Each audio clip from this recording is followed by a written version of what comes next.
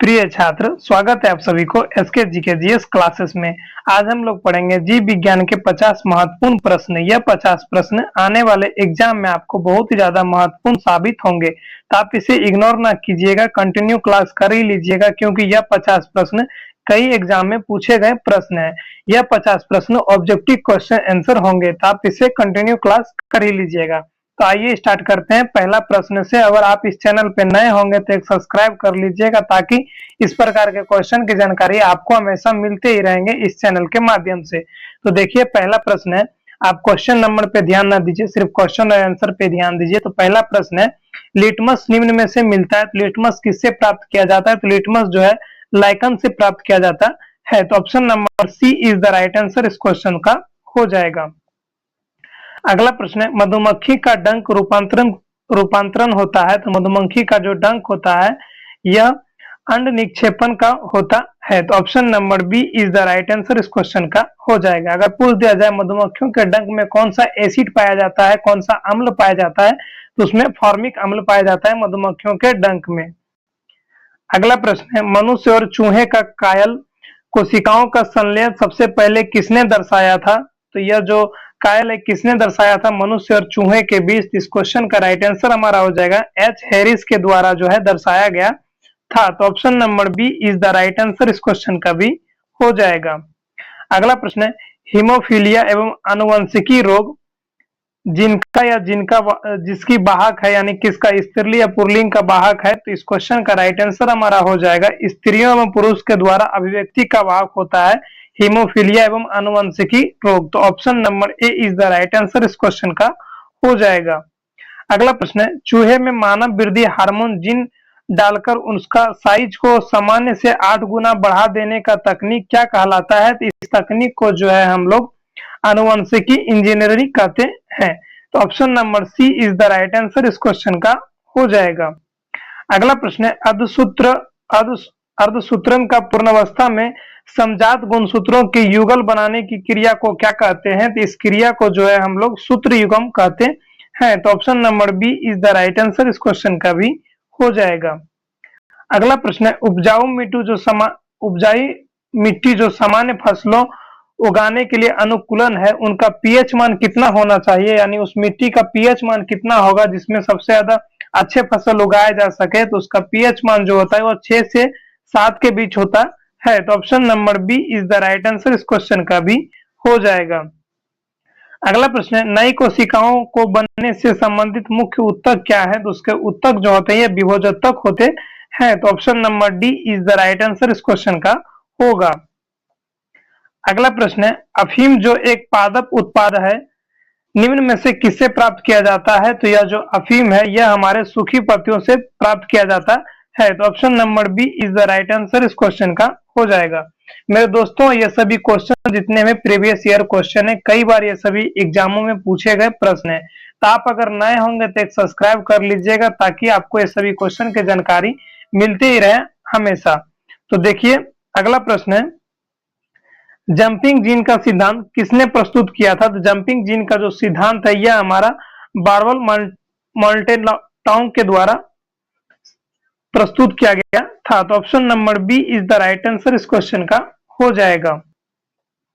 अगला प्रश्न है, गेहूं जो नींबू संतरा राई और रागी किससे प्राप्त होता है? तो यह सभी जो है यह 2 पादप कुलों से प्राप्त होता है। तो option number B is the right answer इस क्वेश्चन का हो जाएगा।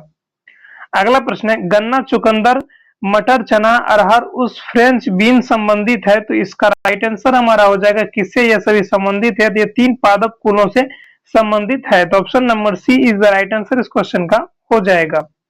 अगला प्रश्न है, निम्न में से द्विनिषेचन पादप वर्ग का एक खास लक्षण क्या है? तो इसका खास लक्षण जो होता है यह आवृत्ति बीजियों का होता है। तो option number A is the right answer इस क्वेश्चन का होगा। अगला प्रश्न है, पादपों में सबसे बड़ा शुक्राणु मिलता है, इसका शुक्राणु किसमें मिलता है? तो यह अनावृतीय पौधे में मिलता है। तो option number C is the right answer इस क्वेश्चन का होगा।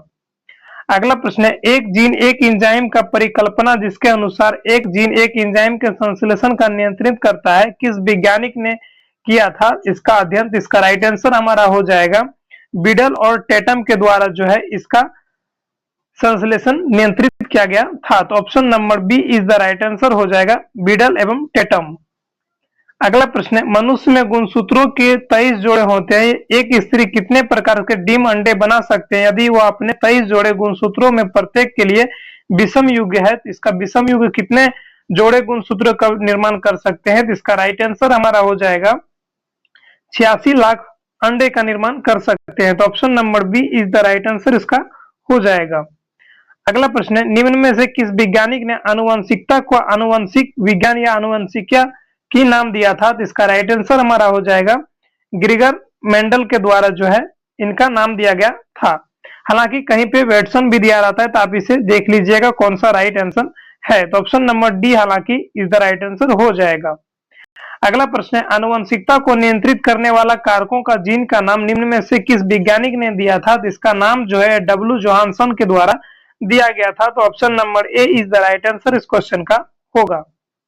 अगला प्रश्न है, इनमें से कौन सा पादप रोग जीवाणु द्वारा होता है? तो कौन सा पादप रोग जो है जीवाणु द्वारा होता है? तो गेहूं का टुंड रोग जो होता है यह जीवाणुओं के द्वारा होता है। तो option number C is the right answer इस क्वेश्चन का होगा।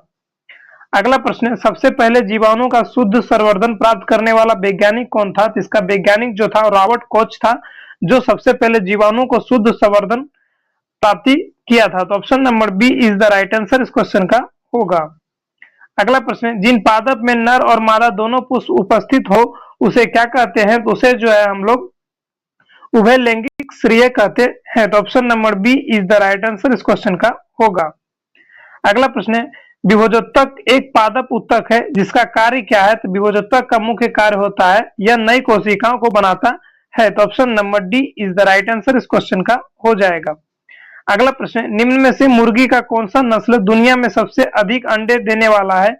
इसका राइट आंसर हो जाएगा श्वेत लेग हॉर्न मुर्गी जो होता है यह सबसे ज्यादा अंडे देने वाला मुर्गी है। तो option number C is the right answer इस क्वेश्चन का हो जाएगा।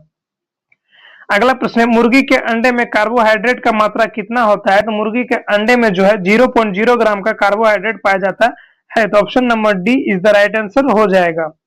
अगला प्रश्न है, मधुमक्खियों का डंक रूपांतरित होता है। तो मधुमक्खियों का डंक जो है यह अंड निक्षेपण का रूपांतरण होता है। तो option number B is the right answer इसका हो जाएगा। अगला प्रश्न है, निम्न में से कौन सा पशु जुगाली नहीं करता है? यानी इन चारों में कौन सा पशु है जो जुगाली नहीं करता है? तो इसका राइट आंसर हो जाएगा सुअर। तो option number D is the right answer हो जाएगा। अगला प्रश्न है, मुर्गी के अंडे में कार्बोहाइड्रेट की मात्रा होती है तो 0.0 ग्राम होता है, आपको पीछे बताए हैं। तो option number D is the right answer इसका हो जाएगा। अगला प्रश्न है, फल पकाने का क्रिया को कैसे तेज किया जाता है? तो फल अगर किसी फल को अगर पकाना है इसकी क्रिया को कैसे तेज करेंगे? तो इसकी क्रिया को जो है आसपास के इथाइलिन सांद्रण को बढ़ाकर इसकी क्रिया को तेज किया जा सकता है। तो option number C is the right answer इसका हो जाएगा। अगला प्रश्न है, मानव जनसंख्या में पाए जाने वाला एक विकार का क्लाइनोफिल्टर सिंड्रोम कहते हैं, इसका क्या कारण है? तो इसका क्लाइनोफिल्टर का जो सिंड्रोम का क्या कारण होता है? तो इसका राइट आंसर हमारा हो जाएगा वाई गुणसूत्र के साथ अतिरिक्त एक्स गुणसूत्र मिलना क्लाइनोफिल्टर सिंड्रोम कहते हैं। तो option number C is the right answer इसका हो जाएगा। अगला प्रश्न है, मधुमक्खियों में श्रमिक और रानी 32 गुणसूत्रों वाला द्विगुणित मादा होती है, जबकि जनन सक्षम नरों में इनका संख्या कितना होता है? तो इनका संख्या जो है 16 होता है। तो option number A is the right answer इसका हो जाएगा। अगला प्रश्न है, हृदय रोगों के उपचार में काम आने वाला अत्यधिक उपयोगी दवा फॉक्सग्लोव से प्राप्त होता है, यह पादप किस मुख्य अंग से प्राप्त होता है? तो इसका राइट आंसर हमारा हो जाएगा पत्तियों से इसे प्राप्त किया जाता है। अगला प्रश्न है, जीरोफ्थिल्मिया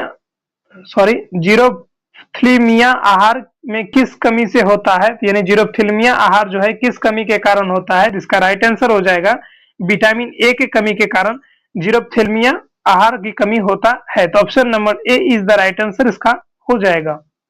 अगला प्रश्न है, स्त्रियों में कौन सा हार्मोन स्टेरॉइड नहीं है? तो यानी कौन सा हार्मोन जो है जो स्त्रियों का स्टेरॉइड नहीं है? तो इसका राइट आंसर हमारा हो जाएगा रिलैक्सिन हार्मोन जो होता है यह स्टेरॉइड नहीं होता है। तो option number B is the right answer इसका हो जाएगा। अगला प्रश्न है, मानव का सबसे बड़ा पाचन ग्रंथि कौन सा है? तो मानव का सबसे बड़ा जो पाचन ग्रंथि होता है यह हमारा यकृत होता है सबसे सहायक पाचन ग्रंथि। तो option number B is the right answer इस क्वेश्चन का हो जाएगा। अगला प्रश्न, इनमें से कौन सा पादप घास कुल में नहीं आता है? तो इसका राइट आंसर हो जाएगा राई जो होता है यह घास कुल में नहीं आता है। तो option number A is the right answer इस क्वेश्चन का हो जाएगा। अगला प्रश्न है, निम्नलिखित फसल मिट्टी में उपजाऊ बनाता है, यानी कौन सी फसल जो मिट्टी को उपजाऊ बनाता है? तो इसका राइट आंसर हो जाएगा हेम्प, सन हेम्प और अल्फा फल्फा जो होता है यह सभी जो है मिट्टी को उपजाऊ बनाता है। तो option number D is the right answer इस क्वेश्चन का हो जाएगा। अगला प्रश्न है, निम्न में से विखंडित जीन का सिद्धांत किसने दिया था? तो जीन का सिद्धांत जो है यह आरजे रॉबर्टस और पी एस सर्व के द्वारा दिया गया था। विखंडन जीन का सिद्धांत अगर आपको पूछ दिया जाए जीन थ्योरी किसने दिया था, तो यह वाटसन और क्रिक के द्वारा डबल हेलिक्स मॉडल को दिया गया था। हरिगोविंद खुराना के द्वारा जो है जीन संश्लेषण का अध्ययन किया गया था। इसे भी आप ध्यान रखिएगा। तो option number C is the right answer इसका हो जाएगा। अगला प्रश्न है, रक्त प्लाज्मा में लाल रक्त कोशिकाओं का अनुपात किससे व्यक्त किया जाता है? तो रक्त प्लाज्मा में जो लाल रक्त कोशिकाओं का जो अनुपात होता है यह हमारे हेमोट्रेकिड्स के द्वारा व्यक्त किया जाता है। तो option number A is the right answer इस क्वेश्चन का होगा। अगला प्रश्न है, आरएच एंटीजन एवं रक्त समूह एंटीजन पाए जाते हैं, यह जो है एरिथ्रोसाइट और एरिथ्रोसाइट की प्लाज्मा झिल्ली से इसे पाया जाता है। तो option number B is the right answer इस क्वेश्चन का होगा। अगला प्रश्न है, मानव शरीर में संतुलित कौन सा स्थापित करता है, यानी मानव शरीर को संतुलन को कौन स्थापित करता है, संतुलित बनाए रखता है? तो यह जो है आंतरिक कर्ण एवं अंध्रचंद्राकार नलिकाओं से भरा द्रव जो होता है यह मानव शरीर को संतुलित करता है। तो अगर हाइपोथैलेमस जो होता है यह शरीर के तापमान को संतुलित कराता है। सेरिब्रम जो होता है मस्तिष्क का सबसे बड़ा भाग होता है। तो option number C is the right answer इस क्वेश्चन का होगा। अगला प्रश्न है, निम्न में से कौन सा संरचना मानव में पेसमेकर के समान होता है? तो इसका राइट आंसर हमारा हो जाएगा एफएन नोड जो होता है यह पेसमेकर के समान होता है। तो option number C is the right answer इस क्वेश्चन का भी हो जाएगा। अगला प्रश्न है, मानव शरीर में उपापचयी परत कौन सा होता है? तो उपापचयी परत मानव शरीर में कौन सा होता है? तो इसका राइट आंसर हमारा हो जाएगा यकृत जो होता है यह उपापचयी परत होता है। तो option number B is the right answer इस क्वेश्चन का होगा। अगला प्रश्न है, मानव शरीर में ताप को नियंत्रित करने वाला थर्मोस्टेट कहाँ स्थित होते हैं? तो यह जो थर्मोस्टेट होते हैं यह हमारे मानव शरीर में हाइपोथैलेमस में स्थित होते हैं। तो option number B is the right answer इस क्वेश्चन का होगा। अगला प्रश्न है, पॉलीपेप्टाइड एवं लघु पेप्टाइड को कौन सा प्रोटोलाइटिक्स एंजाइम अमीनो अम्ल में विखंडित करता है? तो इसका राइट आंसर हमारा हो जाएगा एरेप्सिन जो होता है यह सभी को विखंडित करता है। तो option number B is the right answer इस क्वेश्चन का होगा। अगला प्रश्न है, थायराइड से निकलने वाला हार्मोन थायरोक्सिन क्या होता है? तो यह जो है हमारे फिनॉल का होता है। तो option number C is the right answer इस क्वेश्चन का होगा। अगला प्रश्न है, थायराइड से निकलने वाला हार्मोन थायरोक्सिन क्या होता है? तो यह भी हमारा जो है फिनॉल होता है। अगला प्रश्न है, मुलाटो निम्न में से किसका संतनित है? तो मुलाटो जो होता है यह शुद्ध न्यूग्रोडो और शुद्ध कार्कोसोडो का संतनित होता है। तो option number C is the right answer इस क्वेश्चन का होगा। अगला प्रश्न है, डेड हार्ट किससे उत्पन्न होता है? तो डेड हार्ट जो है यह ईक से उत्पन्न होता है। तो option number A is the right answer इस क्वेश्चन का होगा। अगला प्रश्न है, कौन सा जीव चलने के लिए हॉपिंग का उपयोग करता है? तो कौन सा जीव जो चलने के लिए हॉपिंग का उपयोग करता है? तो इसका राइट आंसर हो जाएगा कंगारू जो होता है यह हॉपिंग का उपयोग करता है। तो option number B is the right answer इस क्वेश्चन का होगा। अगला प्रश्न है, निम्न में से कौन सा संक्रामक रोग जो सीधे एक मनुष्य से दूसरे मनुष्य में नहीं फैलता है? तो इसका राइट आंसर हमारा हो जाएगा टेटनस रोग जो होता है यह संक्रामक रोग जो होता है यह मनुष्य के शरीर से एक दूसरे में नहीं फैलता है। तो option number B is the right answer इस क्वेश्चन का हो जाएगा।